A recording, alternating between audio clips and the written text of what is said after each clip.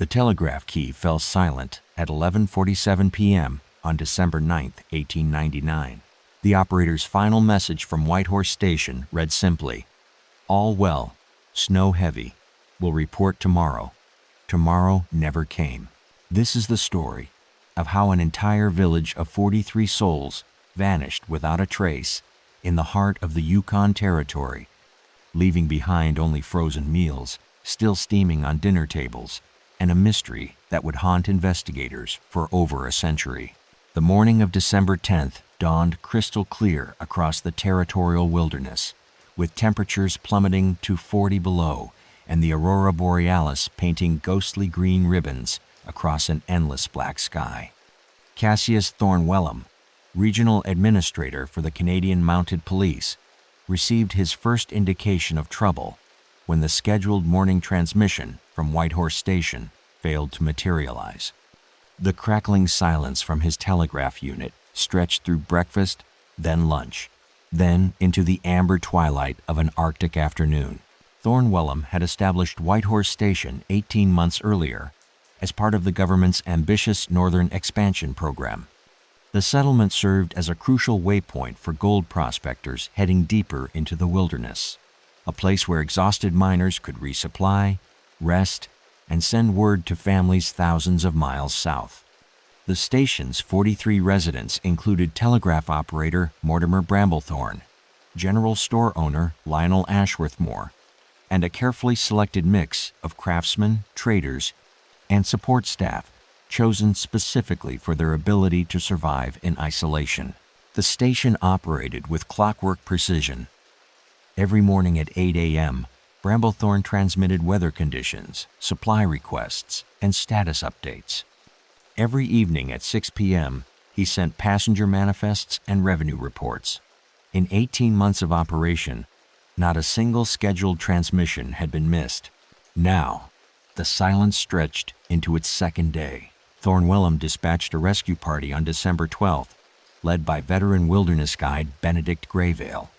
The team consisted of 6 mounted officers equipped for a week-long journey through some of the most unforgiving terrain on the continent. Their mission seemed straightforward: determine why Whitehorse Station had gone dark and render whatever assistance might be required. The silence was total. Grayvale's party reached the station's perimeter on December 14th, just as the sun began its brief arc across the southern horizon. What they discovered would challenge everything they thought they knew about human behavior under extreme conditions. The settlement appeared completely normal from a distance. Smoke rose lazily from several chimneys. Windows glowed with warm lamplight.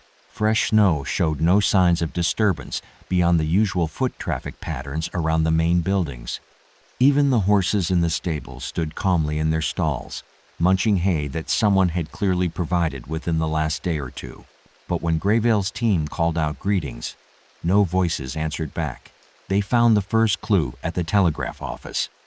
Bramblethorne's logbook lay open to December 9th, his final entry completed in his characteristic, careful script. Transmission concluded 23:47 hours. All stations responding normally. Weather holding steady. Anticipate clear conditions tomorrow.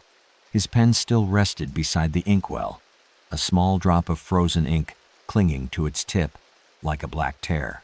The office showed no signs of struggle. Bramblethorne's coat hung neatly on its hook. His coffee cup sat half empty on the desk, a thin layer of ice covering the surface. The telegraph key remained in perfect working order, its brass contacts gleaming in the lamplight. Moving through the settlement, Grayvale's team encountered scene after identical scene of interrupted normalcy. In Ashworthmore's general store, they discovered shelves fully stocked and the cash drawer partially open. Several coins scattered across the counter as if someone had been making change mid-transaction. A half-written inventory list lay beside the register, the handwriting trailing off mid-word. The residential cabins told similar stories. Dinner plates sat on tables, food still recognizable despite being frozen solid. Beds appeared slept in, but not recently disturbed. Personal belongings remained exactly where their owners had left them. spectacles on nightstands, books open to specific pages, children's toys arranged in mid-play scenarios. What would you do when faced with such perfect preservation of ordinary life, suddenly interrupted? In the largest cabin, reserved for visiting officials, they found evidence that sent ice through Grayvale's veins. A partially written letter addressed to territorial headquarters dated December 9th. The message began normally enough, discussing supply inventories and weather observations. But the final paragraph, written in increasingly erratic handwriting, contained a single chilling line. Something approaches from the northeast. The sound carries farther than it should. The livestock were still alive. 47 head of cattle stood peacefully in their enclosures, breath steaming in the frigid air, as if their caretakers had fed them just hours before. This single detail transformed Grayvale's investigation from a search for survivors into something far more bewildering. How does an entire community vanish while leaving every routine task perfectly completed? The stable behind the main settlement hummed with the soft sounds of contented animals, the sweet scent of fresh hay mingling with the sharp bite of pine smoke from distant chimneys. Grayvale ran his gloved hands along the wooden fence posts, feeling the smooth wear patterns left by countless daily interactions. Every stall had been mucked recently. Water troughs showed no ice formation despite 3 days of sub-zero temperatures, suggesting someone had been breaking the surface regularly. Gideon Hollowmore, the settlement's designated livestock manager, had maintained meticulous records. His logbook, discovered in the feed room, showed entries through December 9th at 6:15 p.m. Evening feeding completed, all animals healthy, weather favorable for tomorrow's hay distribution. The handwriting remained steady and unhurried throughout, showing no signs of distress or urgency. Yet Hollowmore himself had vanished, along with everyone else. The investigation team systematically searched each building, documenting their findings with the methodical precision that wilderness survival demanded. In the communal dining hall, they discovered evidence of the settlement's final shared meal. 43 place settings arranged for dinner, 43 portions of venison stew ladled into bowls, 43 cups filled with what appeared to be pine needle tea, a common remedy for scurvy during long northern winters. Some bowls remained nearly full, others showed evidence of hearty consumption. A few contained only remnants, as if their owners had finished eating and stepped away momentarily. The wood-burning stove still radiated warmth, its firebox containing enough fuel to burn for several more hours. What kind of event could interrupt an entire community's dinner simultaneously without leaving signs of panic or resistance? Officer Basil Thorncrofton, Grayvale's second-in-command, made perhaps the most unsettling discovery in the settlement's small library. Whitehorse Station maintained a collection of nearly 200 books, from practical guides on wilderness survival to philosophical treatises donated by educated settlers. The library served as an informal community center where residents gathered during the long winter evenings to read, discuss, and maintain their connection to the outside world. 27 books lay open throughout the room, bookmarks and reading glasses positioned beside them as if their readers had simply paused mid-sentence. Thorncrofton documented each title and page number with forensic precision. Most showed normal reading patterns: adventure novels, technical manuals, correspondence courses in mathematics and literature. But 3 books displayed an identical peculiarity that made the seasoned officer's hands shake as he wrote his report. Each of these 3 volumes, a wilderness survival guide, a treatise on Arctic exploration, and a collection of indigenous folklore, had been opened to passages describing the same phenomenon. Accounts of travelers who had encountered the silence that moves. The folklore collection, written by a missionary named Cyrus Fenleyford, who had spent decades among the northern tribes, contained a particularly detailed description. The elders speak of nights when the aurora burns too bright, when the cold becomes a living thing that calls to men's souls. They say the silence grows heavy first, then begins to walk. Those who hear its footsteps must not answer. Those who see its shadow must not follow. For the silence that moves takes what it touches and leaves only emptiness behind. These passages had been marked with pencil notes in different handwriting styles, suggesting multiple residents had been researching the same topic. Someone had underlined Fenleyford's warning 3 times in heavy strokes. The temperature never rises above freezing. Thorncrofton's discovery prompted a more systematic search for evidence of community concern or unusual activity in the days preceding the disappearance. The settlement's small post office yielded additional clues. 7 letters prepared for the next mail run south, all dated December 8th or 9th. Most contained routine correspondence with family members or business associates in distant cities, but one letter, addressed to territorial headquarters and signed by 5 different residents, carried a more ominous tone. We respectfully request guidance regarding unusual atmospheric disturbances observed during recent nights. Local indigenous contacts have become reluctant to trade, citing traditional warnings we do not fully understand. While we experience no immediate danger, we believe official documentation of these phenomena may prove valuable for future settlements in similar locations. The letter had been sealed and stamped, ready for transport. Whatever had happened to the residents occurred before they could send their concerns to the outside world. As afternoon shadows lengthened across the settlement, Grayvale's team made one final discovery that would haunt their dreams for years to come. In the settlement's small chapel, they found evidence that the entire community had gathered for what appeared to be an evening service on December 9th. 43 hymn books lay open to the same page. A partially written sermon rested on the pulpit. Its theme focused on finding peace in the wilderness of uncertainty. Most tellingly, the collection plate sat near the altar, containing not money, but 43 small personal items: wedding rings, lockets, carved ornaments, family photographs, as if the entire community had been preparing for a journey from which they knew they would not return. What force could inspire such collective resignation, such organized surrender of their most treasured possessions? The footprints led directly into the wilderness and simply stopped, not gradually faded, not obscured by wind. Stopped, as if 43 people had walked single file into the frozen forest and vanished mid-step. This discovery transformed the investigation from mysterious disappearance into something that challenged the basic laws of physics and human movement.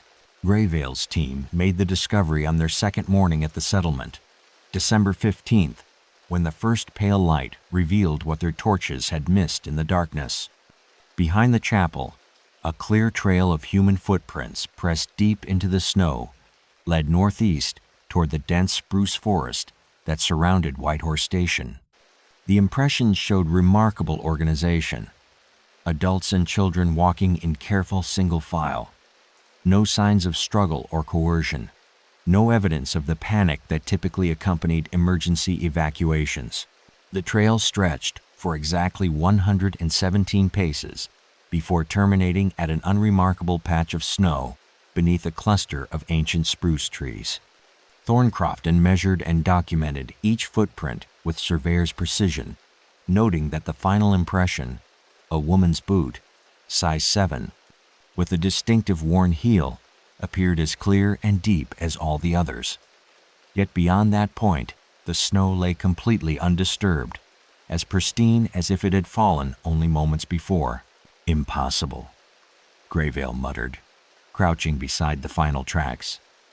His breath formed ghostly clouds in the 40 below air as he examined the crystalline surface ahead. No human being could simply cease leaving tracks while walking forward. No group of 43 people could collectively levitate, disappear, or somehow avoid disturbing the snow's surface. Yet the evidence lay before them, documented in meticulous detail, witnessed by 6 experienced officers whose careers depended on accurate observation and reporting. The forest beyond held no answers. Grayvale's team spent hours searching in expanding circles, probing beneath snowdrifts, examining tree branches for signs of unusual activity. The pristine wilderness showed no indication that humans had ever passed this way. Even more unsettling, they encountered no wildlife tracks either. No rabbits, no deer, no sign of the abundant game that typically populated these forests during winter months. The silence stretched unbroken in all directions. Officer Hollowmore made the next significant discovery while examining the settlement's weather monitoring equipment. Whitehorse Station maintained a comprehensive meteorological station that recorded temperature, wind patterns, and atmospheric pressure readings every 4 hours. The data logs, meticulously maintained through December 9th, revealed an extraordinary pattern that had escaped initial notice, beginning at approximately 6 p.m. on December 9th, roughly the time residents would have been finishing dinner. Atmospheric pressure readings showed a dramatic spike, followed by an equally dramatic collapse. The barometric measurements fluctuated wildly for approximately 2 hours before returning to normal levels around 8 p.m. Wind readings during this period showed completely contradictory data, with instruments recording simultaneous strong gusts from multiple directions, and atmospheric impossibility under normal conditions. Temperature recordings revealed perhaps the most inexplicable anomaly. While ambient air temperature remained steady at 40 below throughout the evening, ground level readings showed a brief but significant warming trend between 7:30 and 8:15 p.m. Snow samples collected near the weather station showed evidence of partial melting and immediate refreezing during this window, creating an unusual ice layer that suggested temperatures had risen above freezing for less than an hour. What natural phenomenon could create localized warming in 40 below conditions without affecting ambient air temperature? The medical officer attached to Grayvale's expedition, Dr. Fenwick Morrison, contributed another piece to the growing puzzle. While examining the preserved food in the dining hall, Morrison noted that the meals showed signs of flash freezing rather than gradual temperature reduction. The cellular structure of vegetables and meat suggested rapid crystallization, the kind typically associated with artificial refrigeration processes rather than natural winter conditions. More disturbing, Morrison detected trace amounts of an unknown organic compound in several food samples. The substance produced no immediate toxic effects when tested on laboratory mice carried for such purposes, but it created observable behavioral changes. Test animals became unusually docile, showed decreased response to external stimuli, and demonstrated an unusual tendency to move in coordinated patterns when placed together, almost as if they were following some kind of collective impulse, Morrison wrote in his preliminary report. The compound appears to affect neural pathways associated with individual decision-making and self-preservation instincts. The doctor's findings raised terrifying questions about the community's final hours. Had the residents consumed something that altered their behavior? Had they been somehow compelled to walk into the wilderness against their natural survival instincts? They moved as one mind. As afternoon approached, Grayvale's team made their most chilling discovery yet. In the settlement's small schoolhouse, they found evidence that the children had been drawing pictures in the hours before the disappearance. 27 crude sketches, executed in colored pencils, covered the blackboard and student desks. Each drawing depicted the same scene with remarkable consistency. Tall, elongated figures standing among trees, surrounded by swirling patterns that might have represented wind or snow. The figures in the children's artwork shared an unsettling characteristic. They appeared to be beckoning, their oversized hands extended toward the viewer in welcoming gestures. Several drawings included representations of the settlement's buildings, with small human figures walking toward the mysterious forest entities in orderly lines. One particularly detailed sketch, signed in a child's careful handwriting as Emma, age 8, included a brief caption written in adult script. "They sing so beautiful in the cold. Mama says we must listen." What force could inspire such unified artistic expression among children who had never displayed coordinated behavior patterns before? As the sun began its brief winter descent toward the horizon, casting long purple shadows across the abandoned settlement, Grayvale faced a decision that would haunt him for the remainder of his career.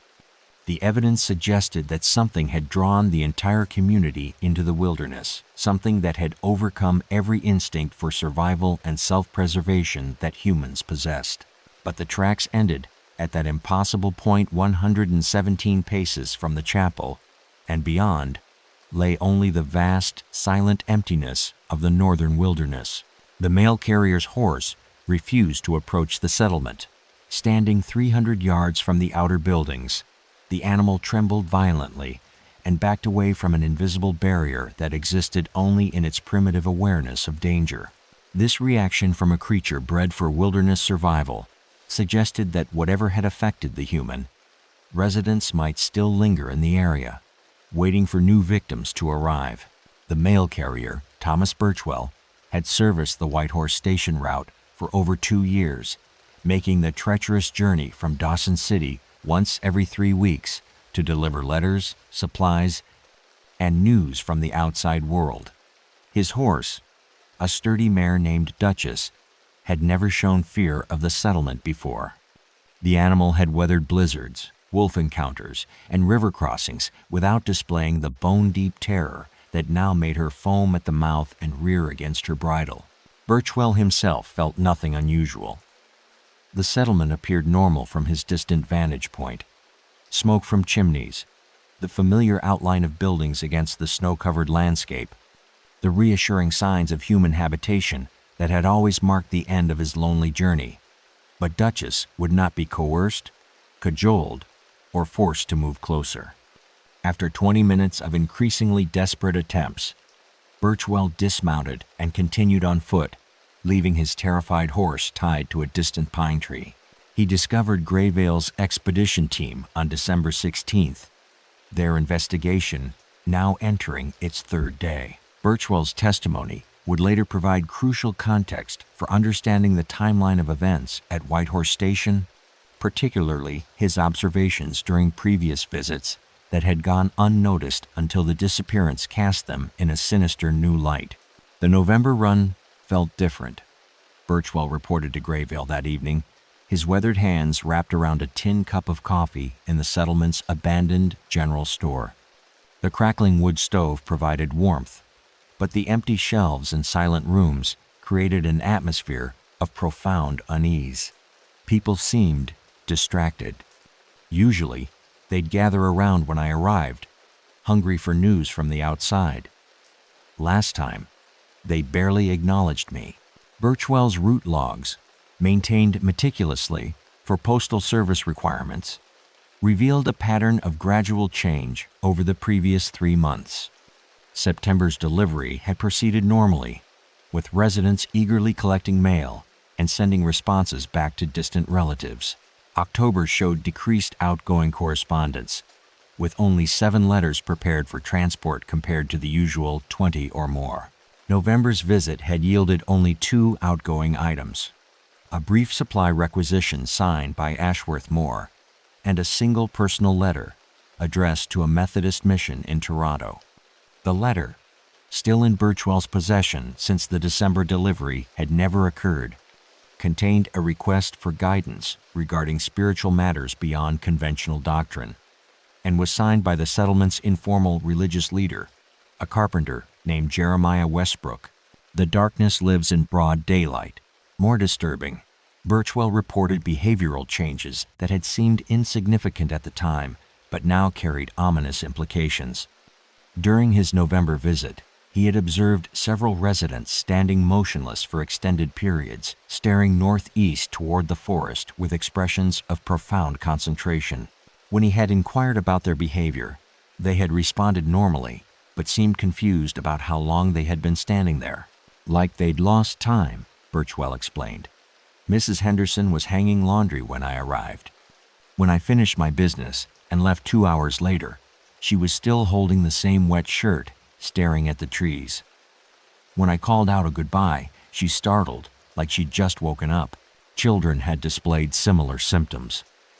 Birchwell had witnessed youngsters abandoning games mid-play to stand in identical poses facing the forest.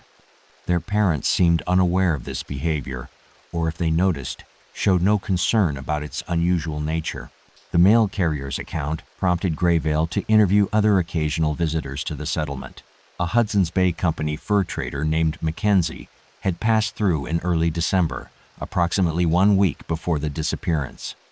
His testimony, collected via telegraph from Dawson City, corroborated Birchwell's observations and added disturbing new details.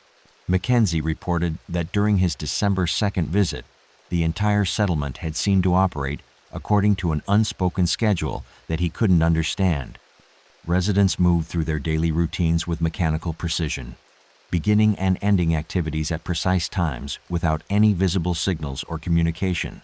Meals occurred simultaneously. Work started and stopped in perfect coordination. Even casual conversations seemed to follow predetermined patterns. Like watching a play where everyone knew their lines except me, Mackenzie's telegram read. Asked about it, but they acted like nothing was unusual. Said they'd always operated that way. But I'd been trading there for months, and it wasn't true.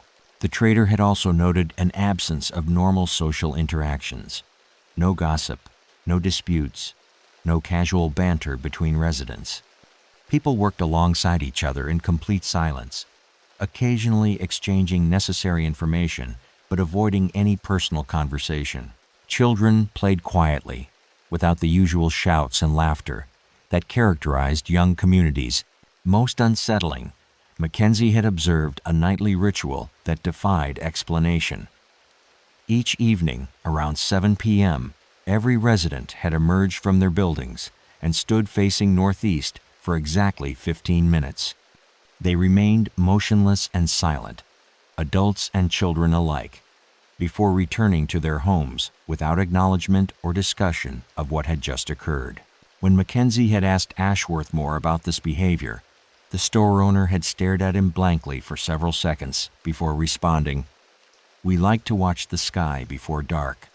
Good for weather prediction. But the ritual had occurred during overcast conditions when no sky was visible, and Mackenzie noted that none of the participants had actually been looking upward. What kind of influence could synchronize an entire community's behavior so precisely while leaving them unaware of the change?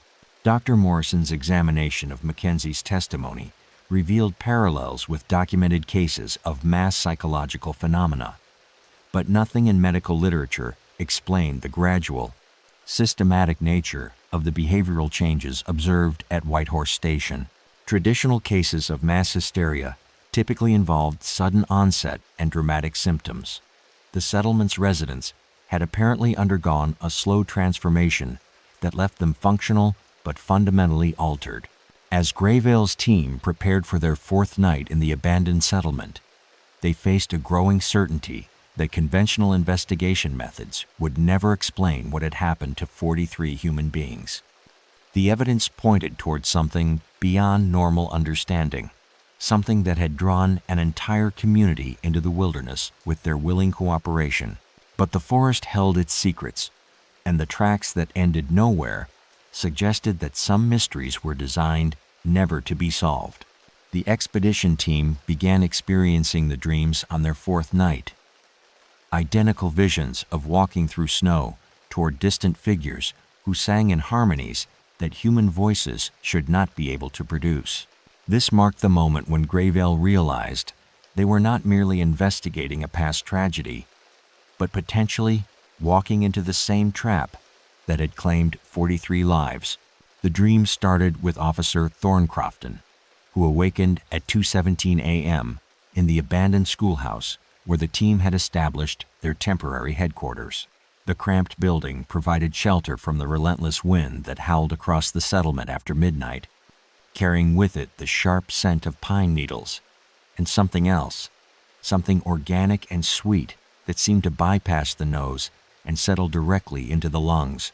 Thorncrofton found himself standing barefoot in the snow outside the building, wearing only his long underwear, with no memory of leaving his bedroll or opening the door. The frigid air burned his exposed skin, but he felt no immediate urgency to return to warmth. Instead, he stood motionless, staring northeast toward the forest where the impossible footprints had ended days earlier. In his dream state recollection, he had been walking toward a group of tall figures who stood among the trees, their arms extended in welcoming gestures identical to those depicted in the children's drawings.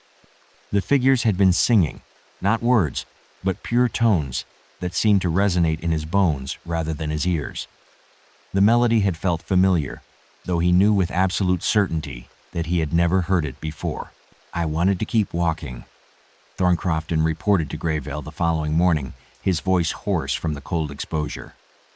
"Not because I was compelled, but because the music was beautiful. I've never heard anything so beautiful. It made staying here seem pointless." Dr. Morrison's examination revealed no signs of hypothermia or frostbite, despite Thorncrofton's extended exposure to deadly temperatures.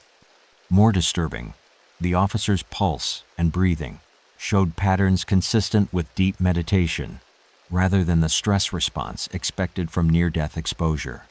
His pupils dilated normally.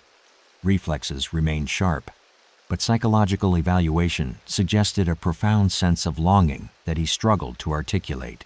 By the sixth night, all 6 expedition members were experiencing similar episodes.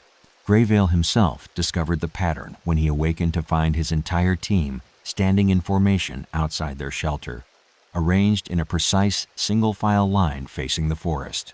None of them remembered leaving the building. None showed signs of distress or confusion.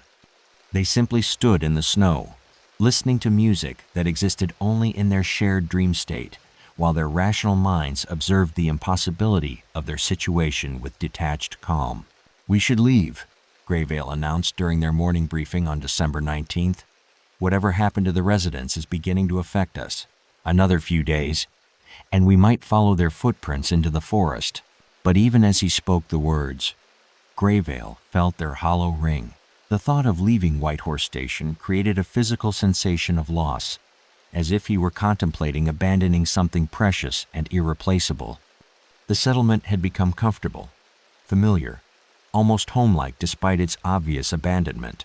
The rational part of his mind recognized this feeling as evidence of external influence. The emotional part of his mind whispered that perhaps the original residents had discovered something worth pursuing, something that made conventional concerns about survival seem trivial and small-minded. Morrison's daily health assessments revealed the team's gradual transformation. Appetite decreased steadily, but energy levels remained stable. Sleep patterns shifted toward shorter, deeper rest periods, punctuated by the unconscious wandering episodes. Most significantly, individual decision-making processes showed signs of convergence. Team members began proposing identical solutions to problems without prior discussion, as if their thoughts were slowly synchronizing. "We're becoming like them," Morrison confided to Grayvale during a private consultation. "Whatever influenced the original residents is working on us. The question is whether we can maintain enough awareness to resist, or whether resistance is even possible." The doctor's research into the unknown organic compound found in the settlement's food supply had yielded disturbing results. Laboratory analysis suggested the substance occurred naturally in certain Arctic fungi, particularly species that thrive during periods of unusual atmospheric activity. Local indigenous knowledge, documented in Fenliford's folklore collection, described these fungi as spirit food that grew only when the barrier between worlds grew thin. According to tribal legends, consumption of these fungi allowed humans to perceive and interact with entities that existed beyond normal sensory experience. The elders warned that prolonged exposure created permanent changes in human consciousness, making return to ordinary awareness impossible and undesirable. They sang of home beyond the trees. The team's investigation had reached a crucial juncture. Evidence strongly suggested that the Whitehorse Station residents had been gradually influenced by some external force, possibly connected to naturally occurring psychoactive compounds in their environment. Their final coordinated exodus into the wilderness represented not panic or coercion, but a collective decision to pursue an experience that transcended normal human existence. Yet, this rational explanation failed to account for the impossible termination of their footprints, the synchronized behavioral changes, or the powerful influence that continued to affect trained investigators with full knowledge of the danger. On their 7th night in the settlement, Grayvale made a decision that would determine whether his team shared the fate of the original residents. As afternoon shadows lengthened across the snow-covered buildings, he ordered immediate evacuation despite his emotional reluctance to leave. The team would depart before sunset, before the nightly episodes could begin again. But as they prepared their equipment for the journey back to civilization, each team member struggled against an overwhelming certainty that they were making the wrong choice. The forest waited with infinite patience, and the songs growing louder with each passing hour suggested that some invitations could not be refused indefinitely. 3 miles from Whitehorse Station, Grayvale's horses began walking backward, not turning around, not refusing to proceed, walking in reverse while facing forward, as if pulled by invisible reins toward the settlement they had just abandoned. This violation of natural animal behavior marked the moment when the team realized that whatever force had claimed 43 residents would not permit witnesses to escape with evidence of its existence. The evacuation had begun smoothly enough on the morning of December 20th. Grayvale's team packed their equipment with military efficiency, secured their findings in weatherproof containers, and prepared detailed reports documenting every aspect of their investigation. The horses, initially restless during the packing process, had settled into their normal traveling rhythm as the expedition departed the settlement under a pale winter sun. For the first hour of travel, nothing seemed unusual. The familiar weight of distance growing between themselves and Whitehorse Station should have brought relief, a gradual lifting of the psychological pressure that had accumulated during their week-long investigation. Instead, each team member experienced a growing sense of wrongness, as if they were moving away from something essential rather than escaping from danger. Dr. Morrison was the first to articulate what they were all feeling. "We're going the wrong direction," he announced suddenly, though his compass clearly indicated they were following the correct southbound trail toward Dawson City. "This doesn't feel like progress. It feels like retreat." The sensation intensified as they traveled. By midday, the psychological discomfort had evolved into physical symptoms: nausea, disorientation, and a persistent ringing in their ears that seemed to emanate from behind rather than from any external source. The horses moved with increasing reluctance, requiring constant encouragement to maintain forward momentum. 3 miles from the settlement, the animals simply stopped responding to commands entirely. Thorncrofton dismounted to examine his horse's condition, checking for injury or illness that might explain the sudden behavioral change. The animal appeared physically healthy but stood motionless, ears turned back toward the settlement, muscles trembling with apparent effort. When Thorncrofton attempted to lead the horse forward on foot, the animal began the impossible backward walking motion that defied every principle of equine locomotion. "They're being called back," Grayvale observed, his voice carrying a mixture of professional detachment and growing dread. "Something wants them to return, and they can't resist." The team faced an immediate tactical decision. They could abandon their horses and continue on foot, potentially surviving the journey to Dawson City if weather conditions remained favorable. Or they could acknowledge that the same force affecting their animals was also working on them. Growing stronger with each step they took away from Whitehorse Station, the forest sang them home again. As afternoon shadows lengthened across the snow-covered trail, the team made a discovery that transformed their understanding of their predicament. Officer Fenwick Morrison, conducting routine measurement of their position, realized that despite 3 hours of continuous southbound travel, their GPS coordinates indicated they had moved less than half a mile from the settlement. "Impossible," Morrison muttered, rechecking his calculations. "We've been walking steadily for hours. The trail markers confirm forward progress. But according to these readings, we're essentially still at Whitehorse Station."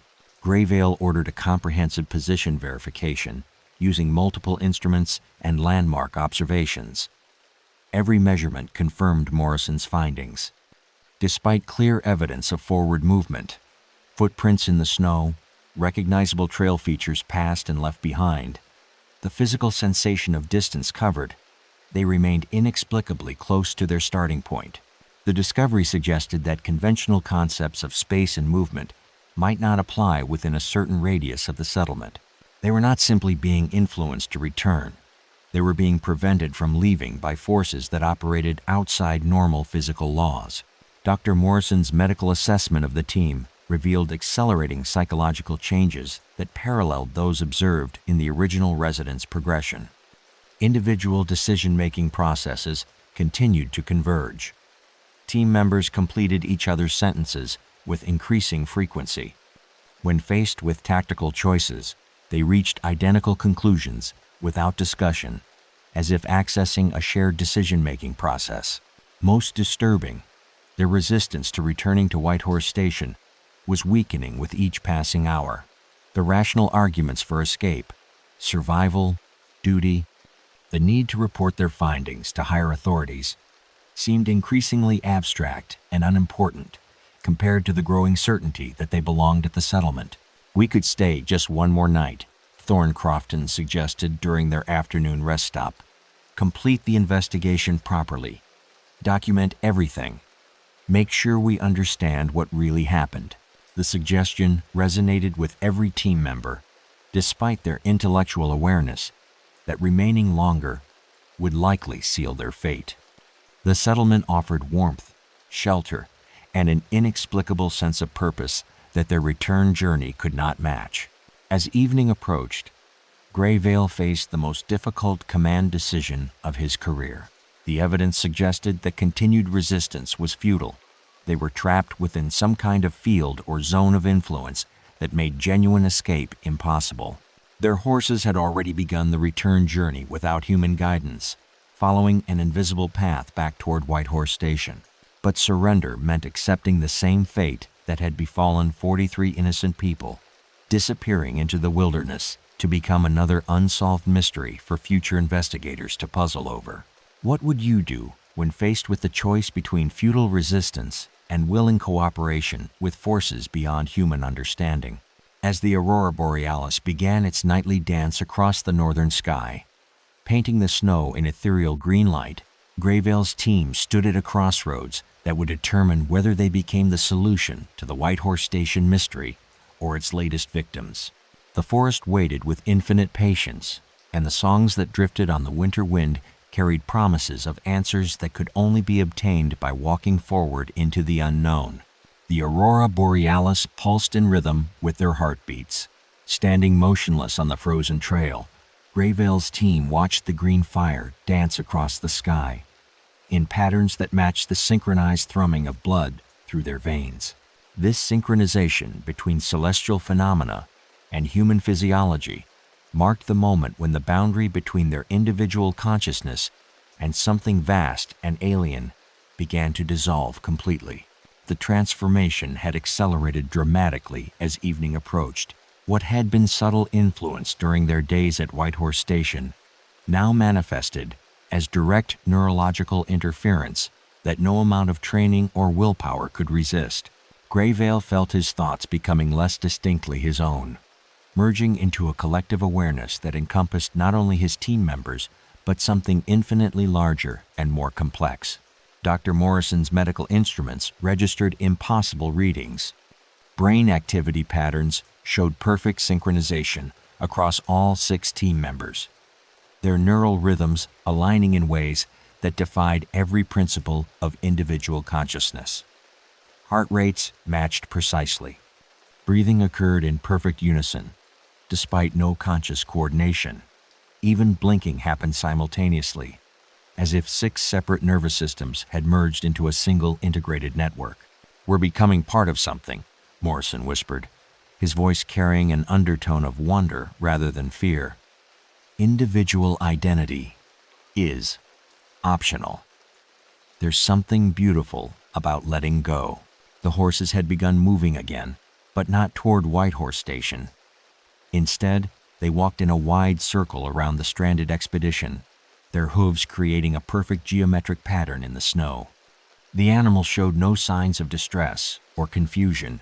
They moved with purposeful precision, as if following instructions transmitted through channels beyond human perception. Thorncrofton was the first to break formation.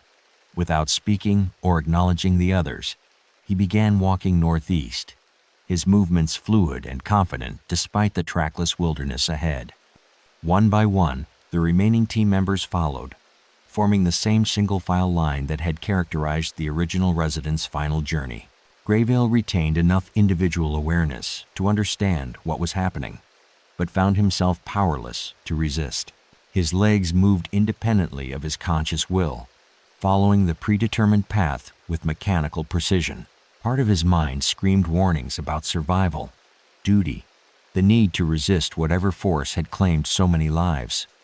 But a larger part welcomed the surrender, embraced the relief of abandoning the exhausting burden of individual decision-making. The forest received them like old friends returning home. As they walked deeper into the wilderness, following no visible trail but somehow knowing exactly where to step, the team experienced a gradual expansion of sensory awareness that transcended normal human perception. The darkness between the trees revealed layers of detail invisible under ordinary circumstances. They could perceive the electromagnetic signatures of living creatures, hear the subsonic communications between trees, feel the gravitational interactions between celestial bodies. Most remarkably, they began to understand the nature of what had drawn them into the forest. The entity, or force, that had claimed Whitehorse Station was not malevolent in any human sense.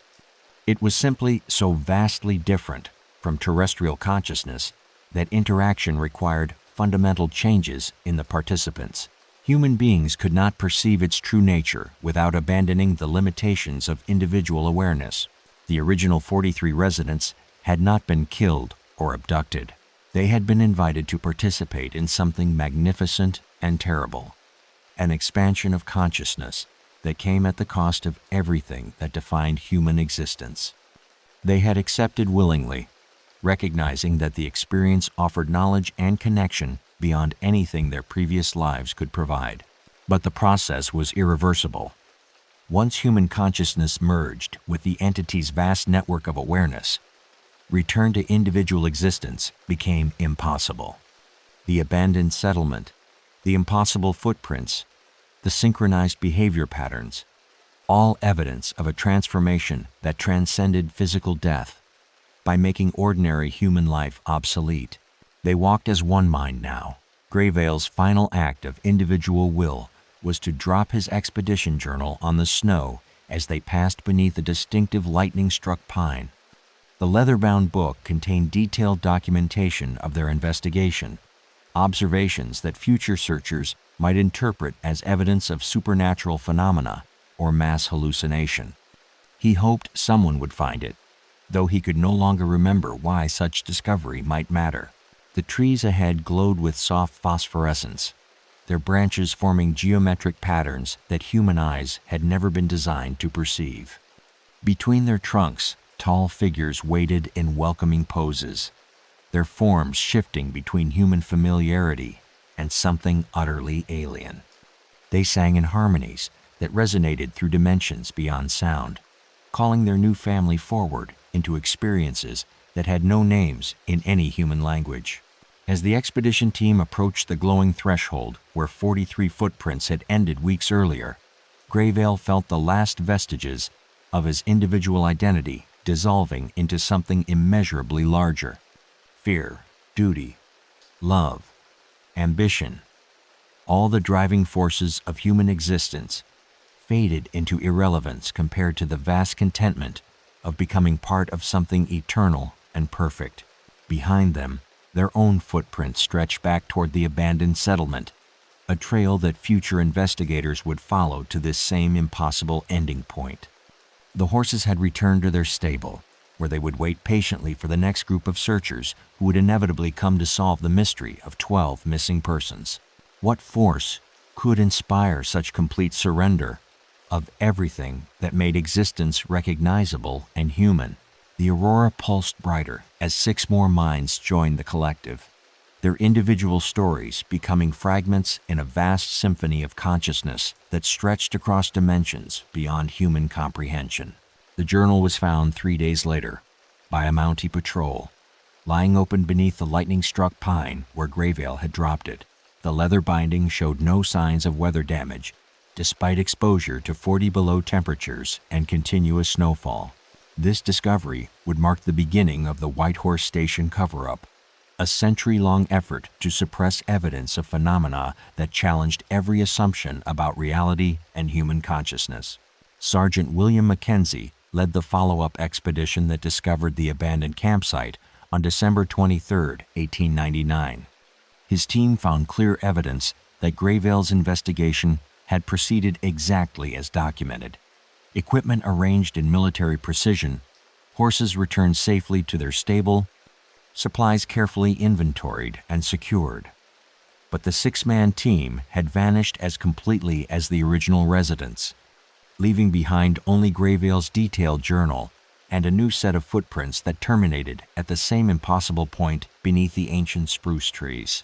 Mackenzie's official report, filed with Territorial Headquarters on January 15, 1900, described the disappearances as the result of extreme weather conditions and navigational errors leading to exposure deaths in the wilderness. The report made no mention of synchronized behavior patterns, impossible footprint terminations, or evidence of external influence on human consciousness. The journal itself was classified and transferred to Ottawa, where it joined a growing collection of documents describing similar incidents throughout the Northern Territories. Government officials had been tracking reports of mass disappearances, coordinated behavioral changes, and encounters with unexplained phenomena for over a decade. Whitehorse Station represented the most thoroughly documented case, but certainly not the first or last. By spring of 1900, the decision had been made to declare the entire region unsuitable for settlement. Official surveys described the area as geologically unstable, prone to severe weather patterns, and lacking adequate natural resources to support permanent communities. Maps were quietly updated to show the location as uninhabitable wilderness, and no further colonial expansion was attempted in the vicinity. The Whitehorse Station buildings were dismantled and removed during the summer of 1901. Every trace of human habitation was systematically eliminated, the foundations filled and covered, the cleared land allowed to return to forest. Within 5 years, no physical evidence remained that 49 people had ever lived and disappeared in this remote corner of the Yukon Territory. But indigenous communities throughout the region preserved different knowledge. The Gwich'in and Trondek-Gwich'in peoples had ancient oral traditions describing the area as a threshold place, where the sky minds occasionally called human beings to join their eternal dance among the stars.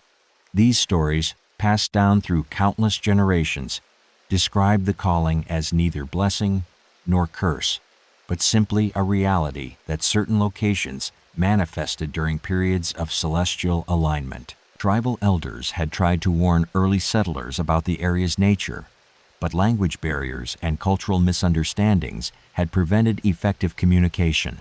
The indigenous peoples had never attempted to establish permanent settlements near the threshold, understanding that prolonged exposure inevitably led to the transformation that colonizers interpreted as death or disappearance.